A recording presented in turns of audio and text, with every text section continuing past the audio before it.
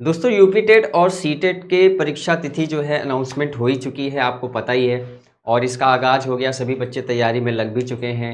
लेकिन सभी के मन में बहुत सारे प्रश्न हैं जिसको क्लियर करना बहुत ज़रूरी है। और आज की इस वीडियो में यूपी टेट और सी टेट से रिलेटेड सारे डाउट्स क्लियर होने वाले हैं। आपके देखिए जो जो भी मन में प्रश्न है, जैसे कि हम पहले प्रश्न की बात करें, कौन आसान होता है कौन कठिन होता है, क्योंकि बहुत से स्टूडेंट हैं जिनको लगता है कि यूपी टेट कठिन है या सी टेट कठिन है। जो भी कन्फ्यूज़न है उसको यहाँ पे दूर करेंगे। दूसरा बात करेंगे कि फर्स्ट अटेम्प्ट में आपको कैसे क्वालिफाई करना है, चाहे आपका सी टेट हो या यूपी टेट हो। पास होने के बाद आखिर नौकरी कब मिलती है, कैसे मिलती है, क्या प्रोसेस होता है, इसके बारे में भी बताएंगे। और जो पहले से टेट पास हो चुके हैं, क्या उनको फिर से इस बार यूपी टेट में या सी टेट में अप्लाई करना चाहिए या नहीं। तो सभी जो प्रश्न हैं इसको हम लोग अच्छे से वन बाय वन क्लियर करते हैं। और अगर आप पहली बार आए हैं तो चैनल को सब्सक्राइब कर लीजिए, बेल आइकन प्रेस कर लीजिए, जिससे आपको नोटिफिकेशन टाइम से मिलती रहे।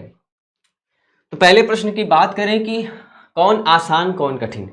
दोस्तों आप सब पहले ये तो जानते हो, यूपी टेट का जो अनाउंसमेंट है वो जनवरी लास्ट में अनाउंसमेंट किया गया है कि यानी 29 जनवरी बताया जा रहा है, लेकिन डेट ऊपर नीचे होने वाली है। अगर बात करें सीटेट की परीक्षा तिथि तो फरवरी 2026। कब? फरवरी 2026 में इसका डेट प्रस्तावित है। और इसके बारे में भी आप लोग का भी आवेदन आने वाला है, बहुत जल्द आ जाएगा, तो आप लोग उसमें फॉर्म भरना स्टार्ट कर देंगे। अब बात होती है कि कौन आसान कौन कठिन। देखो, अगर कौन आसान कौन कठिन की बात करें तो पहले आपको सिलेबस देखना होगा। सिलेबस सभी को मुंह ज़बानी रटा होगा कि हाँ पेपर 1 में क्या क्या आता है, पेपर 2 में क्या आता है। देखिए पेपर 1 में आपका बाल विकास, हिंदी, गणित, पर्यावरण, अंग्रेजी या संस्कृत, इनमें से कोई एक भाषा लेनी होती है। पेपर 2 में आप सभी जानते हैं बाल विकास, हिंदी होता है। और जो साइंस स्ट्रीम है, जिनका ग्रेजुएशन में जो साइंस रहा होगा, वो लोग गणित विज्ञान देंगे। और जो आर्ट वर्ग से है यानी कला वर्ग से है, वो सामाजिक विज्ञान से पेपर देंगे। इसके 60-60 क्वेश्चन रहेंगे, यानी दो में से कोई एक रहता है, मतलब अलग अलग स्ट्रीम वालों के लिए। फिर अंग्रेजी और संस्कृत में से कोई एक। पेपर जानते हो सभी की 150 प्रश्न का आता है, निगेटिव मार्किंग नहीं होती है, तो आप लोग पूरा गोला लगा के आओगे। यहाँ तक क्लियर हुआ। बात वही आके अटकी कि आखिर इसमें से कौन सरल होगा कौन कठिन होगा। ठीक है, कौन कठिन होगा, किसको हम कैसे कह दें कि ये जो है सरल है या फिर ये सरल है। चलिए इसको भी जानते हैं, पूरा एनालिसिस करके आपको चीज़ों को समझाने करते हैं। देखो पहले आप चीज़ समझिए, जो यूपीटेट होता है और सीटेट होता है, दोनों में अंतर क्या है। ध्यान से समझिएगा मेरी बात को। तो देखो दोस्तों, जो यूपीटेट होता है वो किस पर आधारित होता है, वो किस पर आधारित होता है दोस्तों, वो तथ्य पर आधारित होता है। किस पर? तथ्य, यानी कि बिल्कुल टू द पॉइंट बात करेगा। जैसे पूछेगा कि थार्नडाइक ने किस पर प्रयोग किया था, कोहलर ने किस पर प्रयोग किया था, ठीक है। और कोई भी अधिगम का सिद्धांत है तो उसके कोई भी चीज़ पूछ सकता है। मैं किसी भी एग्जाम्पल की बात कर रहा हूँ केवल, तो उसको डायरेक्ट आपसे फैक्ट करके पूछेगा। और अगर बात करें सीटेट में, तो सीटेट में जो होता है वो आपका शिक्षण, पेडागोजी या कॉन्सेप्ट से रिलेटेड चीज़ें रहती हैं। ये अंतर होता है सबसे बड़ा। इसमें डायरेक्ट टू द पॉइंट पूछेगा, फैक्ट वाली चीज़ें पूछेंगी। जैसे पूछेगा कि अगर बात करें, जैसे पर्यावरण पूछ लिया कि भोपाल गैस त्रासदी में जो हुआ था वो कब हुआ था। और कोई भी चीज़ है उसको डायरेक्ट सन से पूछ लेगा, या कोई कथन पूछ लेगा कि यह कथन किसका है, वो सब आपको इसमें तथ्य पे आधारित मिलेगा। लेकिन सीटेट में ऐसा नहीं मिलता। सीटेट में पूछा जाता है कि बच्चे अगर समस्यात्मक बालक है या उनको पढ़ाई मन नहीं लग रहा है, तो आप शिक्षक के रूप में क्या करेंगे। कोई बच्चा समस्याग्रस्त है, श्रवण बाधित है, दृष्टि बाधित है, तो आप क्या करेंगे, कैसे पढ़ाएंगे। तो ये क्या होता है, एक व्यवहारिक शिक्षण पर आधारित होता है, जिसमें आप थोड़ा सा कॉमन सेंस लगा के आप इनमें प्रश्नों के उत्तर दे सकते हैं। आपको लॉजिक समझना पड़ेगा कुछ चीज़ों के बारे में। तो ये होता है सबसे बड़ा अंतर। दूसरी चीज़ क्या है, इसमें आप ज़्यादातर मनोवैज्ञानिक के सिद्धांत हैं, सन है या जो भी चीज़ है, उसको ज़्यादातर याद करके भी आप इसको रख सकते हैं और आराम से एग्ज़ाम क्लियर कर सकते हैं। लेकिन सीटेट क्या है, सीटेट आप याद करके नहीं क्वालिफाई कर सकते हैं। ये सबसे बड़ा अंतर है, इसमें आपको समझना पड़ता है। बालक की मन की दशा, देखो इसमें क्या है, बच्चे की जो भी उसमें वातावरण है, बच्चा किस तरह का फील कर रहा है, क्या अनुभव कर रहा है, उसके साथ कैसा व्यवहार करना है, ये पूरा आपको समझना पड़ेगा। समझ पे आधारित पूरा इसमें पूरा प्रश्न जो होता है समझ पे आधारित होता है। प्रश्न की भाषा को अगर आप समझ गए तो उत्तर आप निकाल लेंगे, फिर आपको कोई किताब पढ़ने की ज़रूरत नहीं है। ये सबसे बड़ा अंतर होता है। और अगर बात करें PYQ प्लस प्रैक्टिस, इसमें आप प्रीवियस ईयर क्वेश्चन पेपर पढ़ लीजिए और थोड़ा सा प्रैक्टिस लगा लेंगे तो आप यूपी टेट बहुत आसानी से क्लियर कर सकते हैं अगर आपने सिलेबस के अकॉर्डिंग प्रैक्टिस की है तो। लेकिन सीटेट में क्या होता है, आपको PYQ तो सॉल्व करना मस्ट है, ये सबसे इंपॉर्टेंट है। बिना PYQ सॉल्व किए आप सीटेट क्वालिफाई नहीं कर सकते हैं। दूसरा, आपको प्रैक्टिस तो करनी ही करनी है, ये भी जरूरी है। साथ में आपको मॉक टेस्ट लगाना है और जो भी क्लासेस आपकी चलती हैं, और अपना मूल्यांकन करना होगा क्या हम चीज़ों को समझ पाए हैं या नहीं समझ पाए हैं, तो उसको आपका खुद का मूल्यांकन करना भी ज़रूरी है। तो ये हुआ सीटेट। अब बात आती है कि क्या यूपी टेट सरल है कि सीटेट। तो देखो, सरल कोई नहीं है, दोनों अपनी अपनी जगह पे कहा जाए तो सरल भी है, अपनी जगह पे कठिन भी है। जैसे कि अगर हम बात करें, जो लोग कॉन्सेप्चुअल होते हैं, जो व्यवहारिक जीवन से यानी चीज़ों को बहुत जल्दी समझ जाते हैं, समझ वाले आधारित जो प्रश्न होते हैं, अगर वो जल्दी सॉल्व कर लेते हैं तो उनके लिए सीटेट सरल होता है। और जो लोग याद करके प्रश्न को जल्दी सीख जाते हैं, जैसे कुछ लोग के याद करने की कैपेसिटी ज़्यादा होती है, क्वेश्चन देखा पढ़ लिया, हाँ ये सन इतना है, ये कथन ये है, तो जो लोग याद कर ले जाते हैं उनके लिए यूपी टेट सरल हो जाएगा। तो जो समझ के पेपर देना चाहते हैं उनके लिए सीटेट सरल है, और जो लोग याद करके कॉन्सेप्ट को रट कर परीक्षा देना चाहते हैं उनके लिए यूपी टेट सरल होगा। तो यही एक मेजर डिफरेंस है यूपी टेट और सीटेट में। ठीक है, आपको क्लियर हुआ, जवाब मिल गया ना, कौन सा सरल है कौन सा कठिन। अब आप अपने अनुसार अनुमान लगा लीजिए कि आप रटने वाले हैं या समझने वाले हैं। तो जो जिस कैटेगरी का होगा उसके लिए वो पेपर सरल हो जाएगा। अगला जो प्रश्न आपका आता है कि नौकरी कब मिलती है। नौकरी कब मिलती है, पहले ये समझना होगा कि नौकरी किसके लिए मिलती है। तो सभी जानते हो शिक्षक पद के लिए। तो यूपी टेट जो होता है केवल यूपी के राज्य में जो भी परीक्षाएं होंगी, जैसे शिक्षक भर्ती होती है, उसके लिए आप एलिजिबल माने जाएंगे अगर आपका यूपी टेट निकला है। अदर स्टेट के लिए आप एलिजिबल नहीं है अगर आपने यूपी टेट क्वालिफाई किया है तो। दूसरा, सीटेट क्या होता है कि ये ऑल स्टेट मतलब ऑल इंडिया में जितने भी एग्जाम होते हैं, जितनी भी परीक्षाएं होती हैं टीचिंग से रिलेटेड, आप वहां जाके आप अप्लाई कर सकते हैं अगर आपका सीटेट निकल गया तो।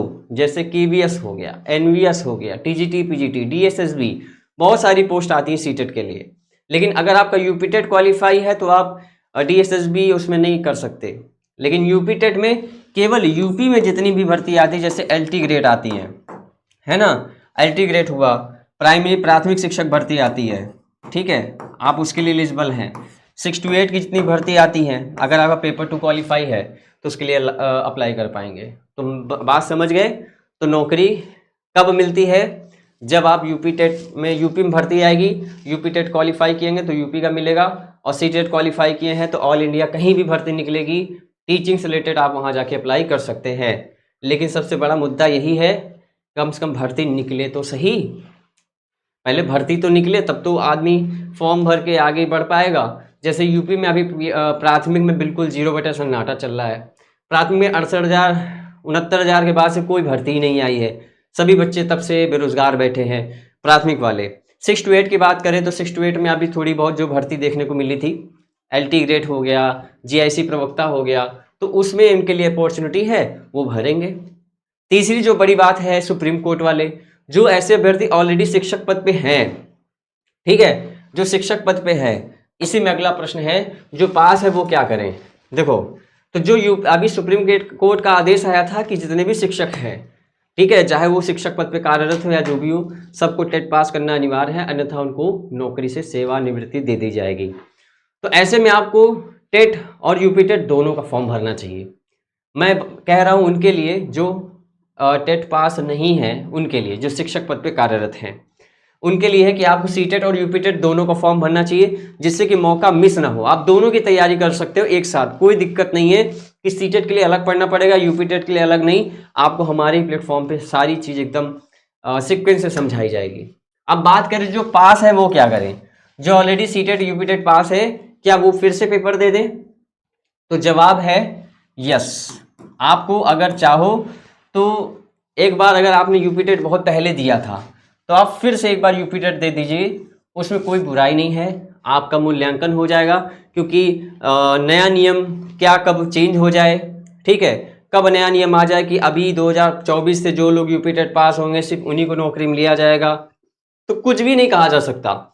इसलिए आप अपडेट रहेंगे तो ज़्यादा अच्छा रहेगा। आप लेटेस्ट यूपी टेट क्वालिफाई कर लीजिए, आपके लिए बेहतर रहेगा। सीटेट की बात करें तो सीटेट भी वैसे आपकी वैलिडिटी ऑल मतलब क्या होता है कि लाइफ टाइम होती है। पहले 5 साल के लिए यूपी टेट होता था, 7 साल के लिए सीटेट होता था, लेकिन अब इसको भी लाइफ टाइम कर दिया गया है। तो जवाब है यस, आप सीटेट भी दे दीजिएगा सभी लोग, ठीक है। तो ये रहे आपके सभी प्रश्नों के जवाब। अब इसके अलावा भी जो मन में प्रश्न बन रहा हो वो आप हमसे पूछ सकते हैं, ठीक है। एलिजिबिलिटी की बात करें तो एलिजिबिलिटी सीटेट के लिए कुछ नहीं है, आपका ग्रेजुएशन होना चाहिए, ग्रेजुएशन हो चाहे डीएलएड हो, बीएड हो, और उसके बाद आप इसको आराम से सीटेट दे सकते हैं, ठीक है। अपेयरिंग वाले भी दे सकते हैं। अगर ये प्रश्न आप कमेंट कर रहे हैं तो इसका जवाब है हाँ, अपेयरिंग वाले भी दे सकते हैं। अब बात ये आती है कि इसको फर्स्ट अटेम्प्ट में तैयारी करके कैसे क्रैक करें। सबसे बड़ा प्रश्न तो यही है कि पहले ही अटेम्प्ट में हम कैसे एग्जाम को क्लियर कर दें बिना किसी दिक्कत के। तो देखो, पहले अटेम्प्ट में अगर क्रैक करना है तो देखो, आपको पहले तो हर सिलेबस को तो समझाया ही जाएगा, लेकिन साथ में A to Z टॉपिक को कवर करना जरूरी है। चाहे यूपी टेट की बात करें चाहे सीटेट की बात करें, आपको पूरा A to Z topic cover करना होगा। साथ में आपको PDF नोट से जो होगा रिवीजन करना होगा, जो स्पेशल पॉइंट्स होते हैं। आपको बहुत देखो कूड़ा कबाड़ा नहीं पढ़ना। कूड़ा कबाड़ का मतलब है कि अब 10-10 किताब लेके पढ़ो यूपी टेट के लिए, 10-10 किताब लेके पढ़ो सीटेट के लिए। अब इतना किसी के पास समय नहीं है और इतना पढ़ने की आवश्यकता भी नहीं है। आपको केवल फैक्ट वाली चीज़ें पढ़नी है, टू द पॉइंट, जो एग्जाम में पूछा जा रहा है। तो ऐसे आपके लिए PDF नोट्स तैयार की गई हैं, उन PDF नोट्स को लीजिए और मॉक टेस्ट आप लगाइए। मॉक टेस्ट में आपका मूल्यांकन होगा, आपके कितने प्रश्न सही हो रहे हैं, कितने गलत हो रहे हैं, और जितने भी PYQ अब तक एग्जाम हुए हैं सभी का आपको पेपर प्रोवाइड कराया जाएगा। आप उसको पेपर ले लीजिए, उसको आप लगाइए। अगर आपके पास PYQ नहीं है, हमारे पास है, आपको प्रोवाइड कराया जाएगा, ठीक है। और 100% सफलता की गारंटी है। आप इसके लिए हमसे निसंकोच बिना किसी संदेह के जुड़ सकते हैं हमारे ऐप MS SSC नोट्स पे। ये प्ले स्टोर पे मिल जाएगा। प्ले स्टोर पे जाना है, MS SSC नोट्स टाइप करना है, आपको ऐप मिल जाएगा। ऐप इंस्टॉल करिए, उसमें आपको सीटेट और यूपी टेट का संपूर्ण कोर्स मिल जाएगा। या फिर आप इन नंबर पे कॉल कर सकते हैं 8382 91 23 62। ये आपकी हेल्पलाइन नंबर है। आपको कोई भी कोर्स लेने में सहायता चाहिए या कोई भी आपको समस्या आ रही है क्लास ज्वाइन करने में, आप इस पे कॉल कर सकते हैं, बात कर सकते हैं, ठीक है। तो यहाँ से आपका सिलेक्शन क्लियर होगा।